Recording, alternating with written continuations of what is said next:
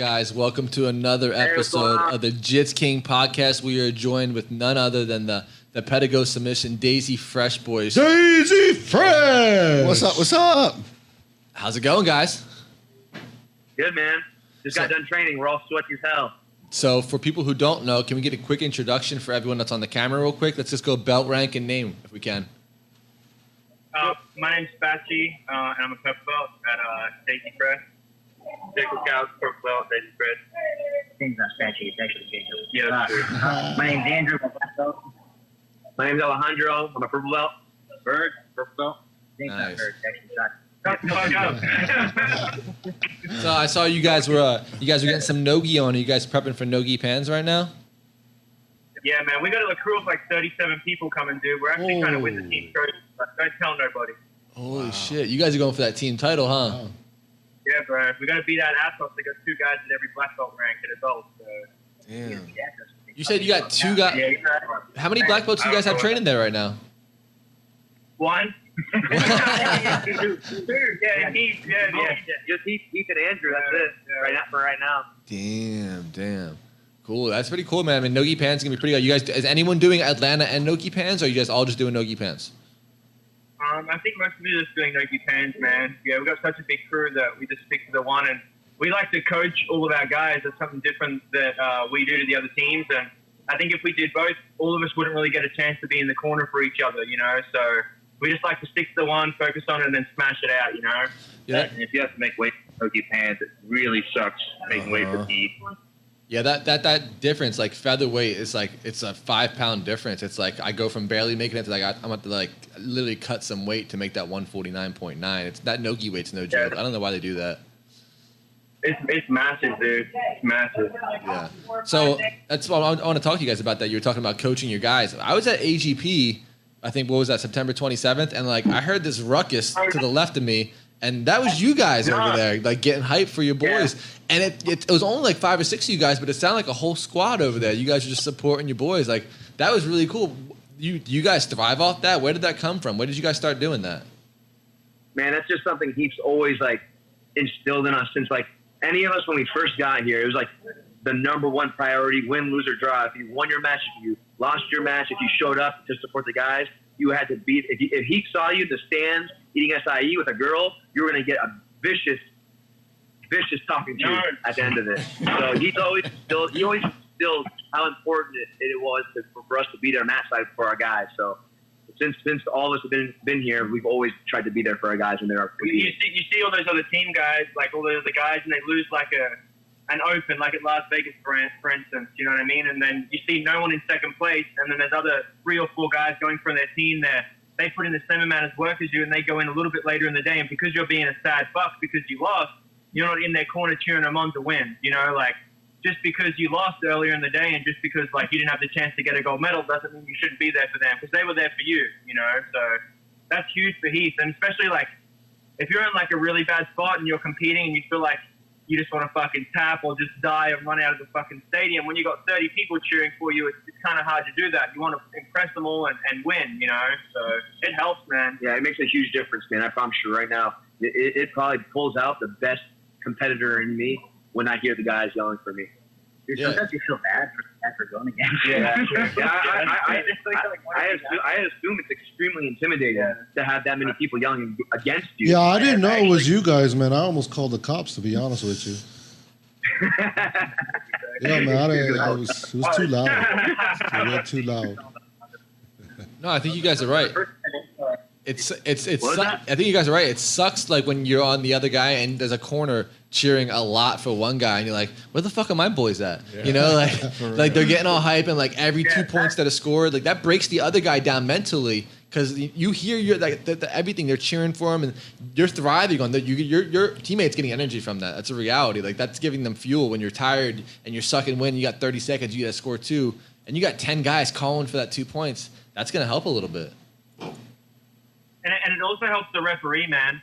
Like Heath teaches a lot, like coaching the referee. People forget about that. Like when they're there all day, they get tired. They don't really pay attention to much shit. If they hear like the coach saying you're doing good and everyone cheering, he's like, well, this motherfucker is doing good, you know. And if you have a ref decision or something, I think it fucking helps them decide, bro. Like, I really think that makes like a big difference. I heard if you're Brazilian, it also helps in referee decisions. Yeah, it does help sometimes, for sure. If you have a vowel at the end of your last name, it tends to go more towards your favor, from my understanding. Wow, So guys, I want to talk to you about it. I'm on episode 4 of the Daisy Fresh documentary series right now. I haven't watched 5 yet. You guys are essentially a competition school. You train to compete, right? So COVID comes along, fucks everything up. You were talking about how the training became repetitive. Some guys are getting into dark spots. You know, you guys especially have essentially given up everything in your lives to move to this gym, to move to this area, to train full time, to compete. Then competitions are gone. You know, that's what you guys were. You're full time competitors. What effect did that have on you guys? Sucked. It was kind of like, it was really nerve wracking and stressful for a lot of us. Not so much some of the guys that have been here for a long time, but some of our like younger like blue belts and white belts. Like, I mean, they didn't know if they were good or not. Yeah, like they hadn't really got their feet wet yet in the competition world. They've been training with us for months, man, and like really investing in themselves. They moved away from their families, and like, you know, when you're in this, yeah, we're telling them how great they are. But like, no one, like, if you trained here for a couple months, then you haven't got to get your feet wet in the competition world yet. Hard to know. You don't know that you're awesome yet because you have all the same guys beating you up every day. Yeah. So that's some how of our Enrique newer guys, like, feels. yes. Some of our guys were, you know, telling them how great they've been getting, but you know, in the back of their head, they're like, "Am I getting great?" So. He doesn't realize that the little motherfucker is so tough. Yeah. Because like, yeah, it's like, you know, me and Alejandro and George beat him up really bad. It's not easy for us to beat him up, you know? Yeah, and he's incredible. You haven't seen him yet because they introduced him in episode 5. He's fucking awesome, bro. His name's Jacob Boardman. He's young. He's like 18 years old. He's a beast blue belt, man.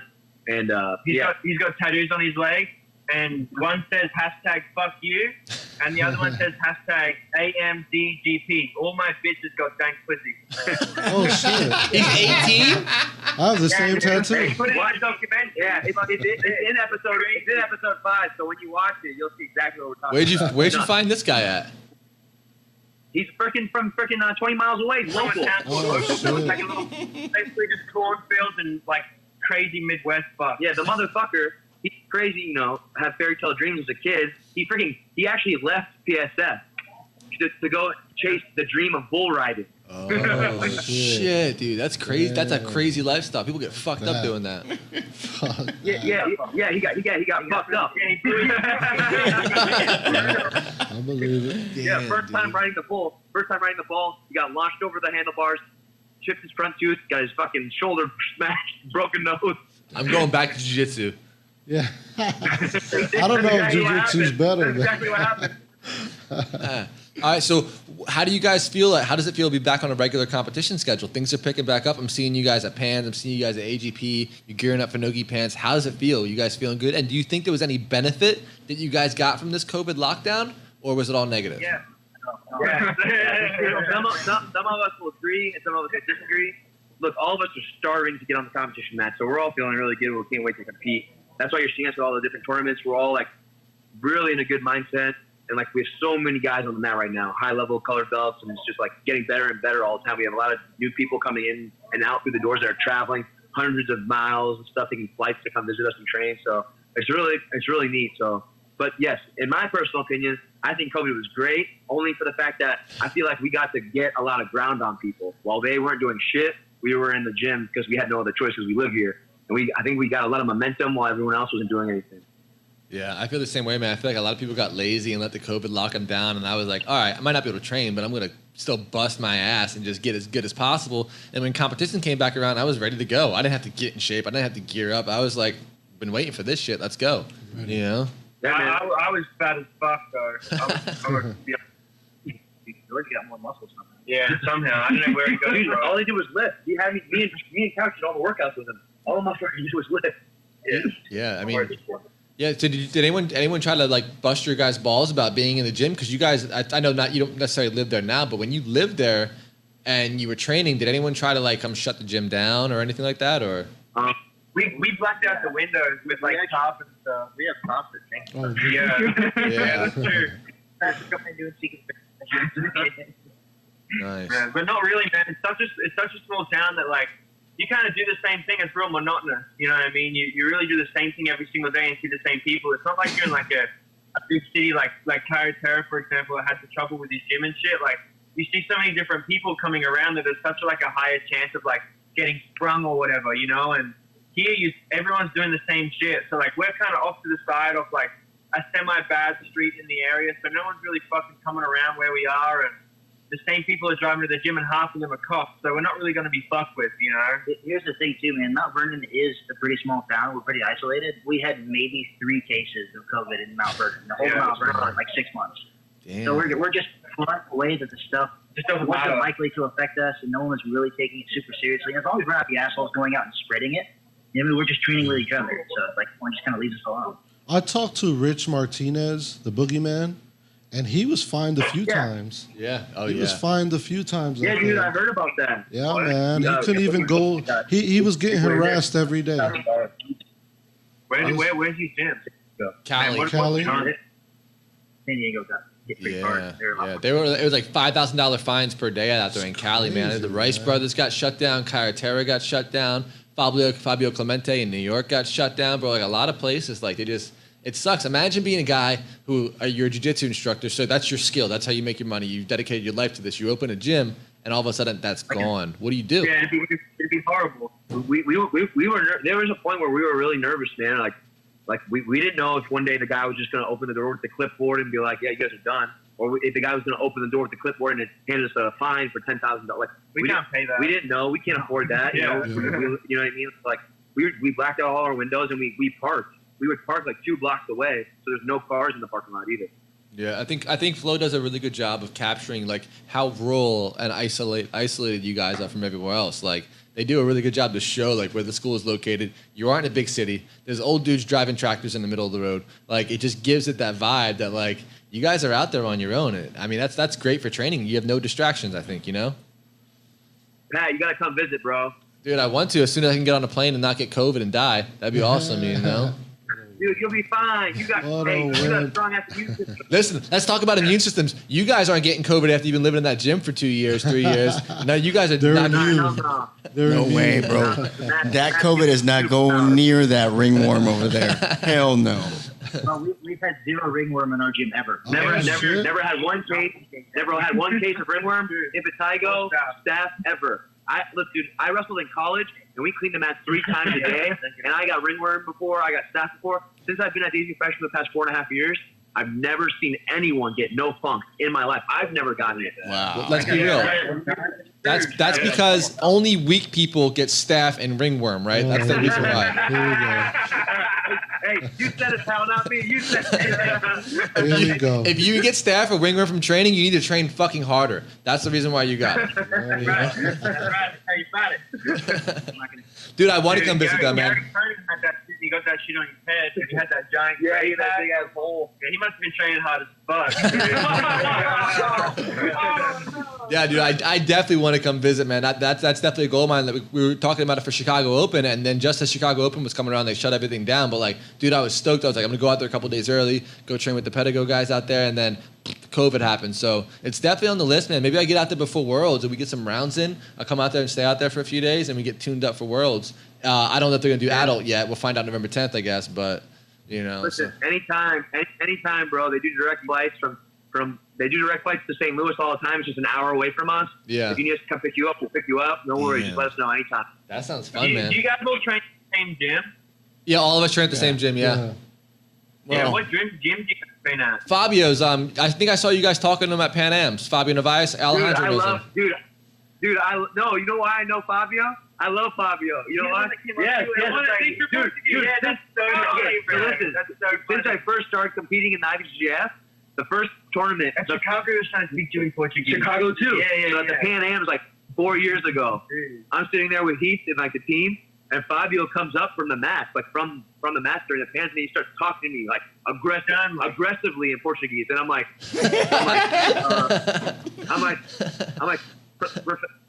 I'm sorry, I don't speak Portuguese, and he like disregards that I said that, disregards it. He's like, no, and then just keeps going, and I'm like, oh, what the fuck? So then Heath's like, Professor, he doesn't speak Portuguese. He's like, no, I just talked with him about his student. He's a black belt. I just talked with him about his student. He just compete. And he's like, no, professor, he's my blue belt. He's my student. He doesn't speak anything. He's like, oh my God, I'm so sorry. I'm so sorry. So then I see him again like a year later at the Chicago, I think.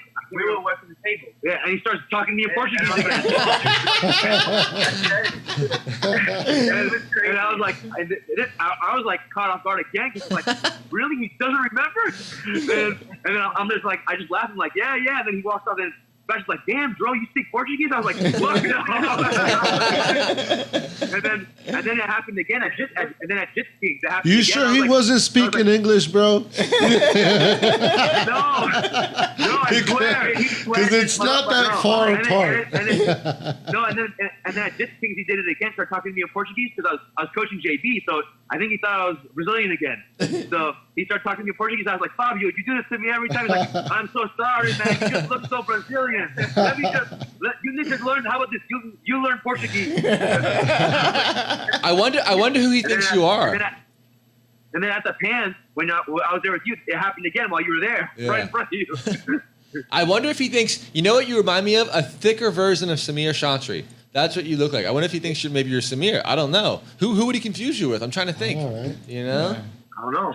Maybe he just thinks I'm a handsome Brazilian boy. I don't know. That's weird. But yeah, you guys, if you guys compete in the IBJJ circuit, you guys probably all know my coach. He was a ref for a very long time. He doesn't ref as much anymore, but if you guys have ever seen him before, he's a ref and a competitor himself. So that's who we all train under out here in Lakeland. He's awesome, man. So if you guys ever come to, he's awesome, man. Yeah. I love that dude. He's a really good referee. He's a nice guy. He's a real fucking badass guy. Yeah, he's really nice. He's always been really nice to all of us when we competed and he refereed for us. He's one of the better IBJJF referees. Yeah, 100%. fair, man. He's fair and he knows his shit. Like that's the thing. Like he's, for sure. You know, and he won't give in to the pressure. A lot of these guys now, they're all new and they're still learning this stuff because they're offering all those courses. And with COVID, not many people are traveling. Like on the weekend, I went to Foley and the finals of the Brown Belt Open. The referees literally apologized to Dante Cano and they said, "So, my bro, I'm sorry. We did not give you 2 points. You lost. It's my fault." And they just told him sorry, man. And they said, "We were meant to give you these points. Don't know why we didn't give them to you. We probably should have. Sorry." And he was like, "Fuck, okay then," you know. And he told me that, and I was like, "Bro, that's crazy, man." He just said he looked up in the match, and they weren't even paying attention.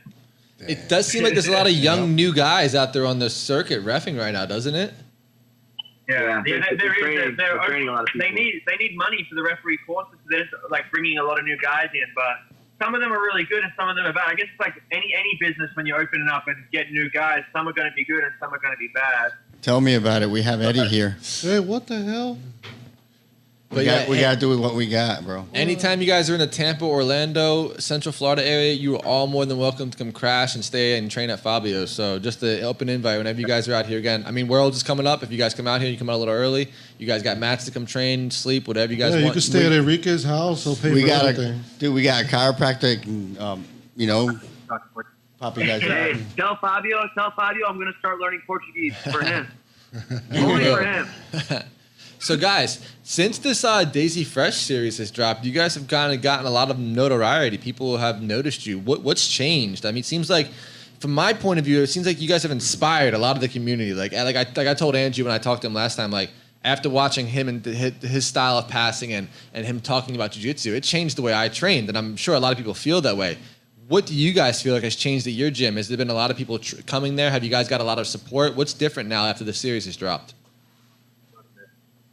Training wise, nothing's really changed other than like we've gotten a couple extra guys that seen the content and wanted to be a part of it.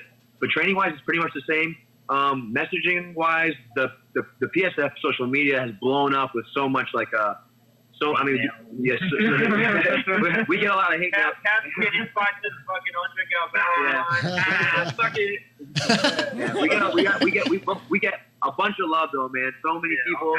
They say it changed their lives, that they want to start doing jiu-jitsu because they watched the documentary, stuff like they were doing jiu-jitsu and they quit for a long time, and because of the documentary and the episodes, they're going to start training again, and that they were struggling through the whole COVID thing, and because of the story that we show, they want to start training hard, and it's motivating a lot of people and it's changing a lot of lives. So to hear that it's really making a difference, and not just the jiu-jitsu community, but in like normal people's lives as well, is really something special. So I really think that people think you have to be from a big team to be successful. Like they see like AOJ in their pristine white mats, or Andre Galvalo walking on the mat because he's a bully, and they just think you need to be like one of those big teams to do anything. Yeah, they always move and go there.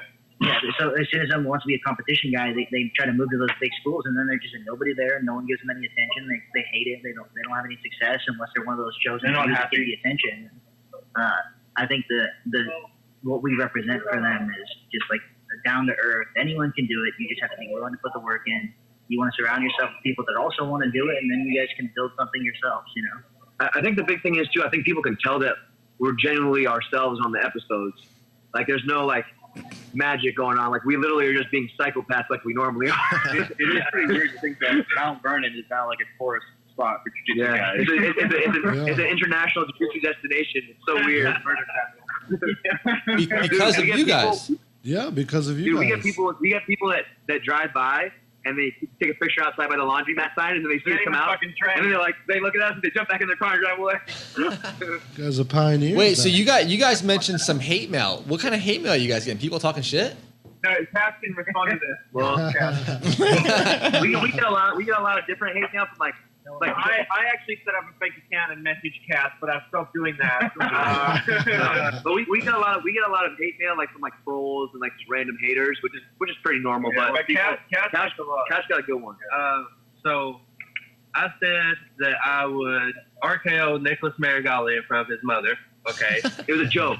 Obviously, I'm not gonna fucking. He's not gonna do a WWE I'm move. not gonna 360 off the top rope on this motherfucker. Okay, that's not gonna happen. Be kind of cool. So I though. did that as a joke. I thought people would think it's funny. These fucking wankers, man. yeah, good choice. Good choice. Okay. So they go post it, and then Gaval comments on it and says, "This kid got killed by Tutu or whatever his name was. He beat me in the finals. It don't matter. He beat me in the finals of the Pan. Okay, first major gi tournament, whatever, right? So he beat me in the finals. He comments and says, "This kid got murdered at Pans by Tutu at Pans 2020 by Tutu. Ha ha ha ha ha." Oh shit! And then Really? I fucking annihilated him. Okay, and then he comes back with like the most third grade comment I've ever heard in my entire life. You should wear a watermelon on your head. The motherfucker, look, the motherfucker has 87 ADCC titles or whatever Cass it said is. back to Andre, he said, "I'll do a no time limit match for $2,500 against him in no-gi. Yeah. No time limit, sub only, $2,500 Against Tutu. And Yeah. then Against Tutu.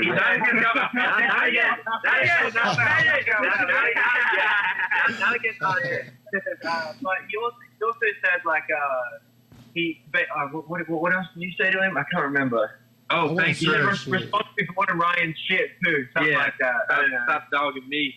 Well, I'm just out here trying to do it. But look, man, we get all kinds of hate, but I think if you're doing something right, you're gonna have haters. So Yeah, it's all good. Man. We get a lot more. We get a lot more love and we get a lot more support from everybody than we do haters. So Yeah, the more the merrier. Most of the hate is pretty generic and bland. yeah, like People don't like that the mats don't look nice. yeah. They always Hey, why aren't your mats white, guys?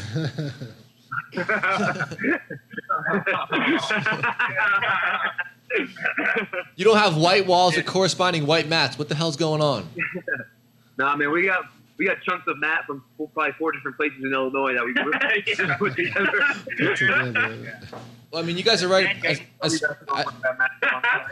As far as the hate goes, you guys know this. Anyone who's successful in life, anyone who's winning or got stuff going on, is not going to say a nice thing to you. I mean, it's not going to say mean things to you, you know? So anyone that's saying negative is probably just some dude who loses the first round of every major competition. Like, that's the only person that's going to respond like that. Like, anyone who's got shit going on, who's doing well, isn't going to say something negative to you guys. So that shit's just going to bounce off your shoulders, you know?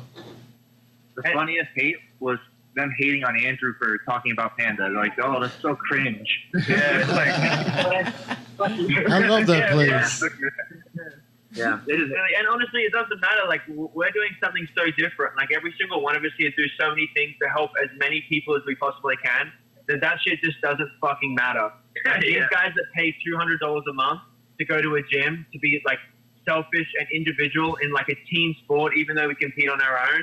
It's just crazy, man. It's crazy that people don't fucking understand that, and they still hate. You know what I mean? Like, if they gave it one chance and they came out here and they saw what we're doing, they saw the guys that are working in here working 50 hours a week and their lives getting changed, maybe they fucking shut the fuck up. You know what I mean? Yeah. We can't get other matches, can't get other shit. You know what I mean? Hey, where are you from? Me, I'm from Australia. Okay. He literally uprooted his whole entire life. He used to make Spatch used to make over $100,000 a year selling mattresses in Australia on the beach. On the beach? And he gave it all up to live on the mat. I actually had a severe drug habit and I ran away from it. That's a better story. You traded one addiction for the other, which is jiu-jitsu. Yeah, like Andrew said, you know what I mean? He said all these guys like go to these, think that you need like a giant team to be successful and stuff, and I was shit, man. Like, I mean, like, I came here and if I wrestled like the branches outside, they would tap me out.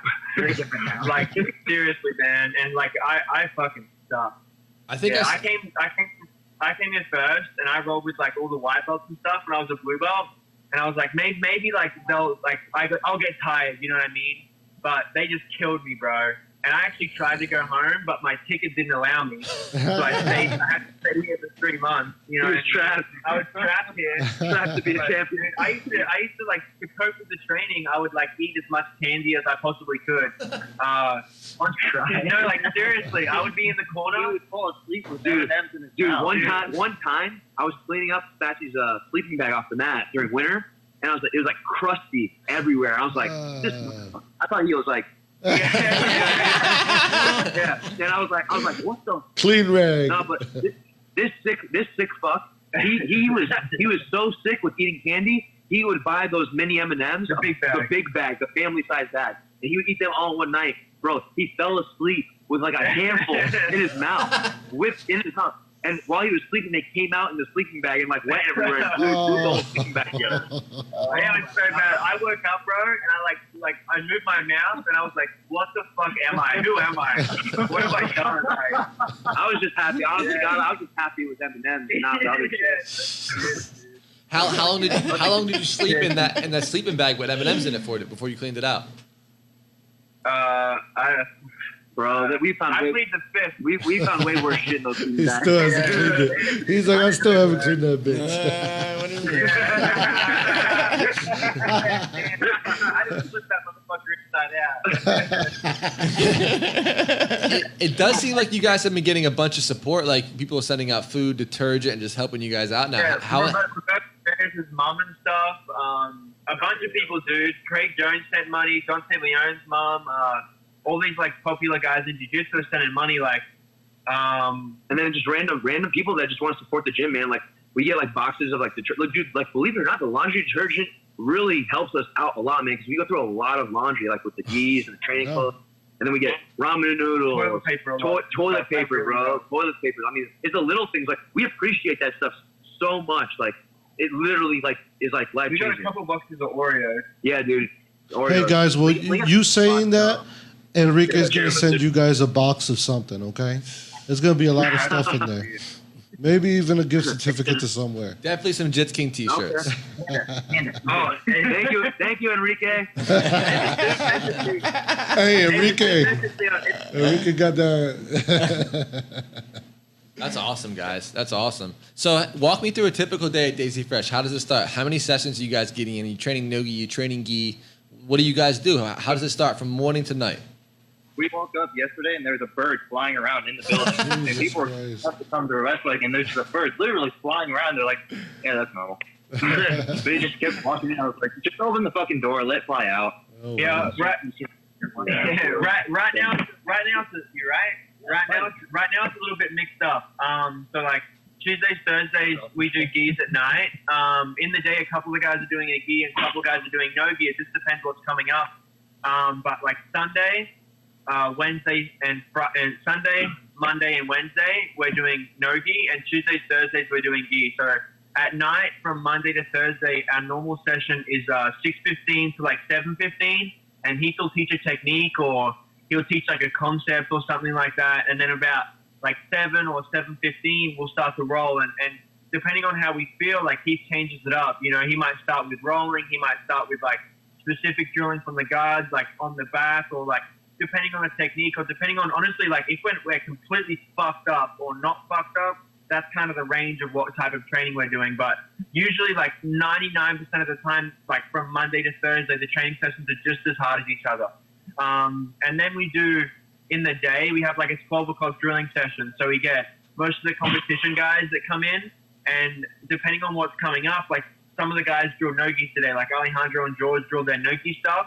And then me and Tad, one of the guys, drilled our gi stuff because like some of us are competing in the gi right now. So, and then Tuesdays and Thursdays, we actually have a full-on wrestling practice. Yeah, only wrestling. Right now, we've got a couple guys, and then we've got this guy, his name's Pigsley. He's like a 4-time state champion, something like that. He just won in nationals and Greco. Like the room we have right now for wrestling is fucking crazy. We're gonna be so primed and ready for the ADCC trials, man. It's gonna be crazy. And it's brutal. Like by the time we get to Friday, it's like you wake up and you don't know who you are and what the fuck is going on. If there's one thing I can say that Heat's really good at is he can read us really well. Yeah, like, very well. He knows like when we're like physically destroyed.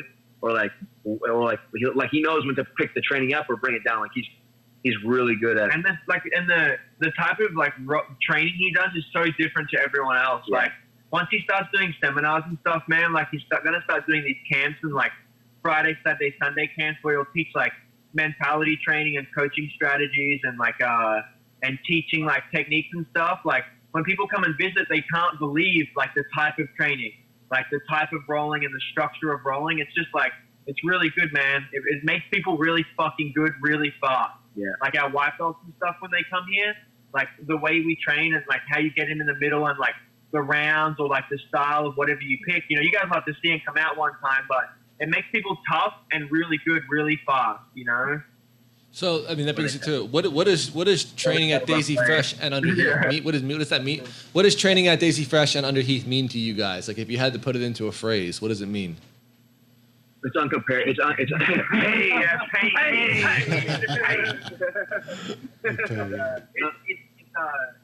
unlike anything else. I don't know. A phrase would be hard, man. I would say, look, dude, I wrestled for over 10 years between high school and college, and I've had multiple different kinds of coaches at the high school level, the college level, and he's a different type of coach, man, than I've ever had in my life. To the point where like he's like he can read your mind. Yeah, look, man, he's the type of coach that's and I know you probably think I'm just bullshitting and just saying because he's my coach, but look, man, the motherfucker could probably coach ping pong and make state champion ping pong players.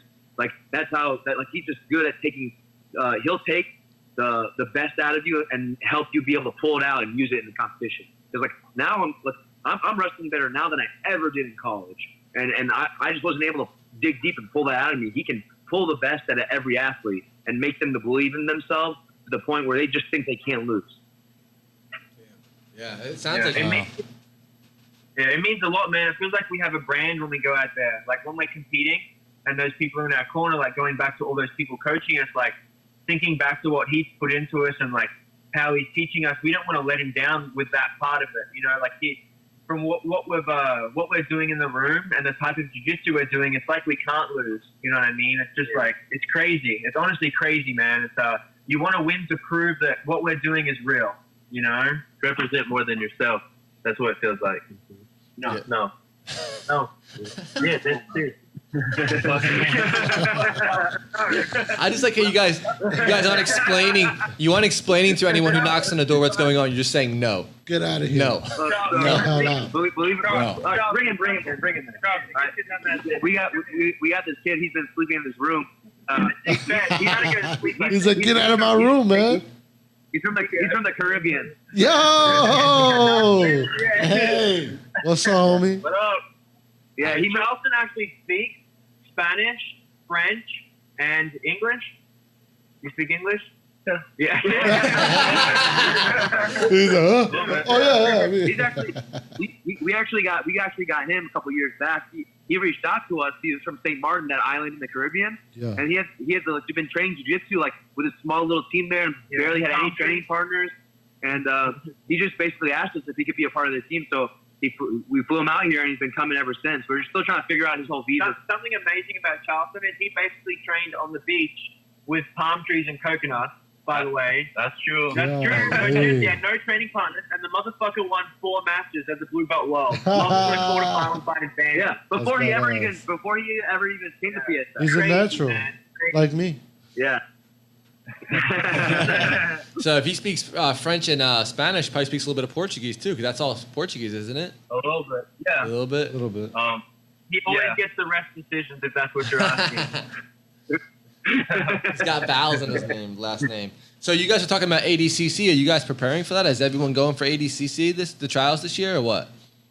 Yeah. We were all preparing for that big time before the IBJJF had opened anything up or like released any tournaments. Like that was our main priority for the trials. So that's basically still our main priority. We're just trying to get as much mat time as possible with all these new tournaments coming out. Yeah, well, I wonder what they're going to do with that, man. It'd be interesting to see because I'm going to be commentating on the ADCC event in Vegas next September. So I was going to go up to the trials in November just to get the rules figured out, meet some guys, and talk. And then they canceled it. And I was like, bummed. I'm like, man, the trials are fun. Like that's almost more fun to watch sometimes than actual ADCC, the trials, because everyone's so hungry and going for it. Those are probably my favorite tournaments to watch is the East and West Coast trials. Yeah, for sure. Have you guys? How does the training different? Do you guys just work more leg locks, more wrestling? What do you guys do different than anything else? More wrestling, more leg locks. Yeah, A lot more wrestling. We picked the wrestling up. We do a couple extra wrestling classes, and then we've been drilling leg locks like crazy ever since we decided to go gung ho for the trials. yeah. It seems like it. That's a big deal. How do you guys feel about reaping and heel hooks being allowed in IBJJF in 2021? Doesn't change really much for us. We all kind of like. I mean, Andy doesn't, but we all kind of like leg locks. I saw a funny post and it said like now that's happening that IBJJF guys are still going to beat leg lock guys in the IBJJF circuit. And I think a lot of people are thinking that it's going to be a huge shift, but like if you're just a well-rounded like with your fundamentals, you're still going to win no matter what. Like Angie was saying, I think you were talking about before, like you liked fighting leg lock guys and just passing their guards. Like if they're only a leg lock guy, You're like, okay. yeah. I think the top athletes are still going to be successful, man. I think if you're a well-rounded competitor, you're going to be ready for all that stuff. You know what I mean? Is that a hole in the ceiling? Yeah, that's where the raccoon fell from, right? Is this big ass hole in the ceiling? Is that what that is over there? Oh yeah, yeah. So we used to have a really bad leak problem here. I mean, we fixed it. We just haven't fixed the hole You yet. fixed the leak. Enrique, don't worry. Enrique's gonna send you some money. Don't worry. No, first we actually have to get like some what's that black shit called? Flex Seal? Flex Seal. Yeah, Yeah. I went up there for like 40 minutes and I actually started getting like a little bit dizzy and I like kind of lied down up in the roof after like 45 minutes. Marshall called me on my phone, bro, and I think I was like passing out from smell. Like it was so hot up there and I was sniffing the Flex Seal so much that I lied down. I was like, fuck it, I'm real tired. I might lie down up here. And he called me and he was like, bro, it's been 45 minutes. And I was like, oh man, I've been lying down. I should come down, right? He's like, fuck yeah, what are you doing up there, bro? Like, It was like 100 you're gonna degrees up die. there. He's like, you're Passed gonna die out. in the roof. Like, it was bad. But then we got all the holes closed and then we put plastic over everything and it made the gym way warmer. How the fuck Yeah, that bird got? we didn't get all Yeah, the me holes because that bird just got. Oh yeah, true. That's true. I gotta go out there and check. I gotta take a look. Yeah, I didn't think about that. They put a new. We got a new roof. Yeah, we got a metal roof Why the now. fuck is there? Nice. Did it get? No, there's a hole. There's a hole through the ceiling over there. No, I there's gotta a hole in the actual wall on the side. Yeah, there's a hole on Yeah, the wall. not I the can roof. see the sun through it in the Yeah. morning. Anyway, So Sorry. I saw you guys got the house now. How's that going? Who all lives in that? So there's 2 fighter houses because we got a lot more guys now. So there's all the guys that live in the gym. Then there's the fighter house that you saw on the episode. That's Marshall, this other wrestler guy named Tad. There's like 1, 2. There's about 4 or 5 guys that live in that house, and then there's about 4 or 5 guys that live in the house that I'm in, and then there's about 5 to 6 guys that alternate in the gym. And then Andrew has a shed connected to the gym. Yeah, that's his stabbing cabin. Yeah, how's that shed going, man? Yeah, Is shed. you still going in there? And you didn't answer how many.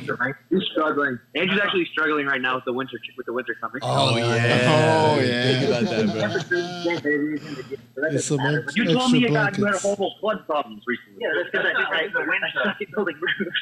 That is a struggle. Yeah, so my roof isn't well built. Go figure. And it flooded really bad the other day. So I was actually on the bed. I had a bucket of catching all the water on the bed, and it filled up so bad I had to dump it out because it was overfilling under the bed. I got it all temporarily fixed right now. It's actually raining right now, so I think we're good. You might be surprised. Yeah, you're gonna open the door and all the water's gonna come out. So what people don't understand is that stuff just doesn't bother me. I don't care if I'm in like a leaking room. I don't care if the fucking building is nice or not. I like just give me a place to fucking lay down. That's what you say now. Literally, I don't care at all. Even before the gym, that's what we grew up in. So Yeah, dude, me and Bird grew up in fucking like shitty trailers and stuff. Like my dad built one of our houses one time. It was not, the roof fell on me one time, literally pinned me down. So like we've just always done really shitty stuff. this is that we not don't the care. first time he's lived in a shed. Yeah, no, it's actually the third time. Have you got the same computer? Were you able to upgrade it to a new gaming computer yet? Or are you rocking the same one?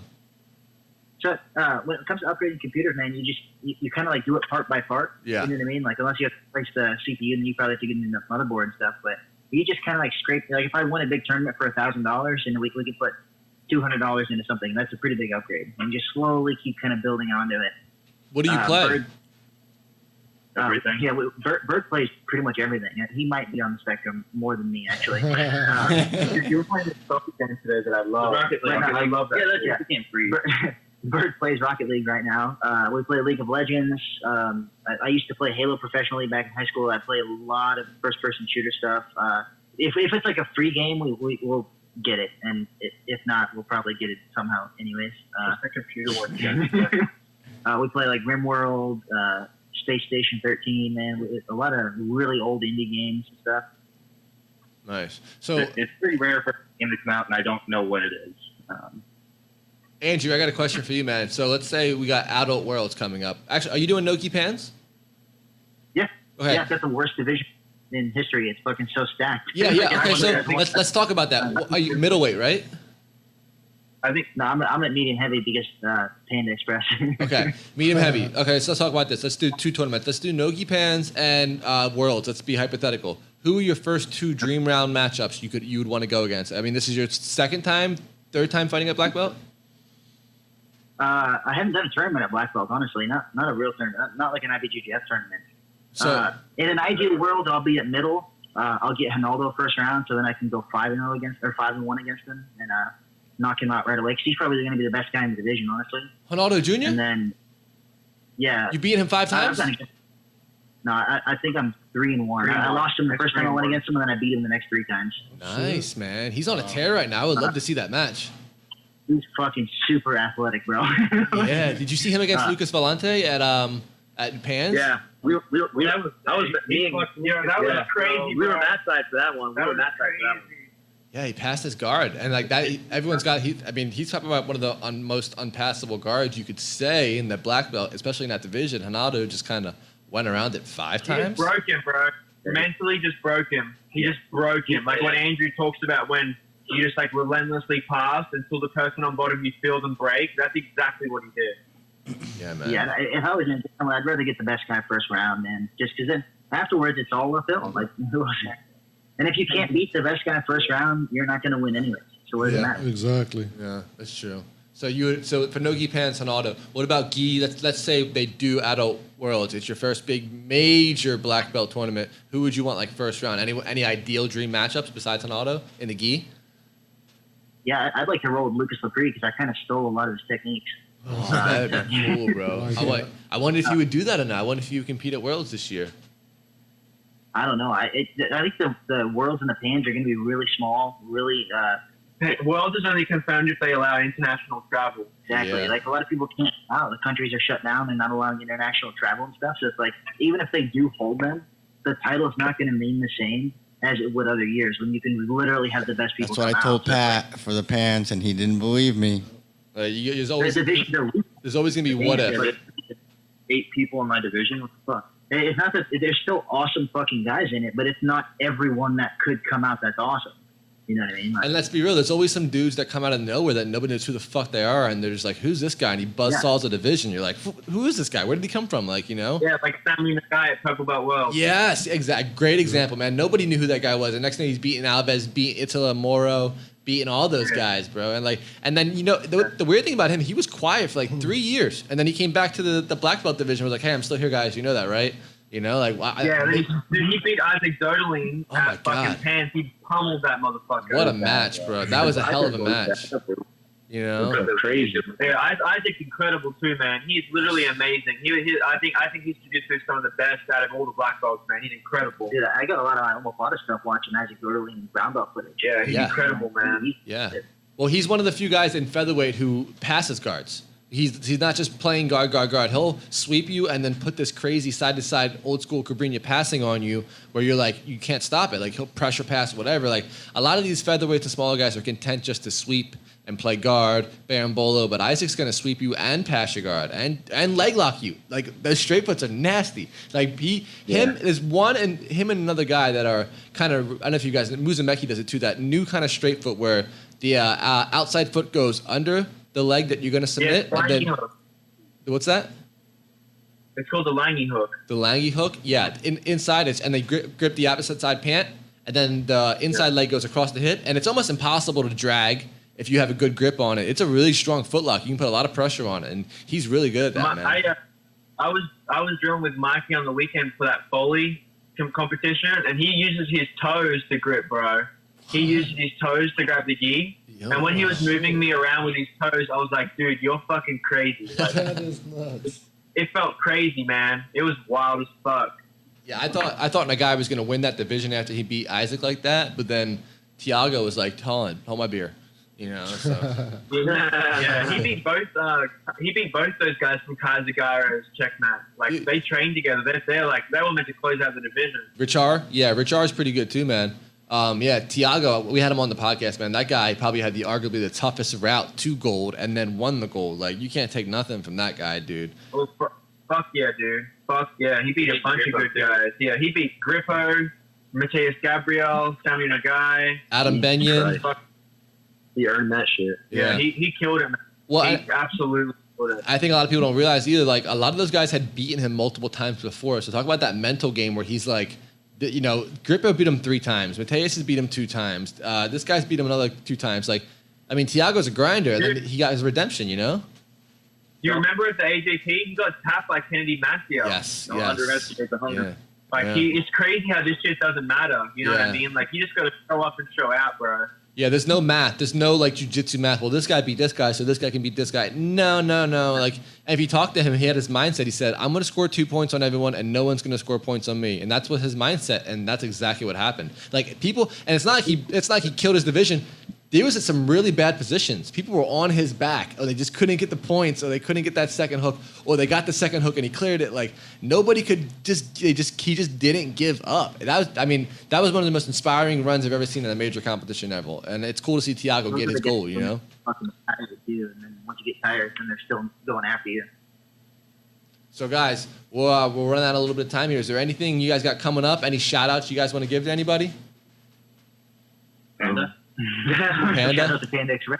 You guys, Ready to sponsor you. what about Shoyu Rolls? Are you guys still teamed up with Shoyu Roll out there, or working with them, or? Yeah, hell yeah. Yeah. Always. We're showing you rolling albino right until we die. Nice, What the guys. fuck? I got the tattoo. Yeah, man.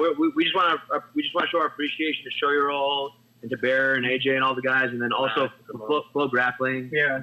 Michael Steers and Simone, they got the few, like, they're doing all the editing and stuff. They're fucking incredible, man. They stay in contact with all of us. They're just great people in general, bro. Regardless of, like, them doing the project, they're just incredible to be around, man. I think one of the reasons the episodes are so good is because we're like just genuinely enjoy being around those two. So we like are truly ourselves in front of the camera. Yeah, and motherfucking Heath Pettigo, bro. Yeah, Heath fucking Pettigo. Nice. Yeah, all the haters. We love all the All the haters. haters. Love them all. Well, guys, it was awesome talking to you. I appreciate your time. Sorry to interrupt you guys were training.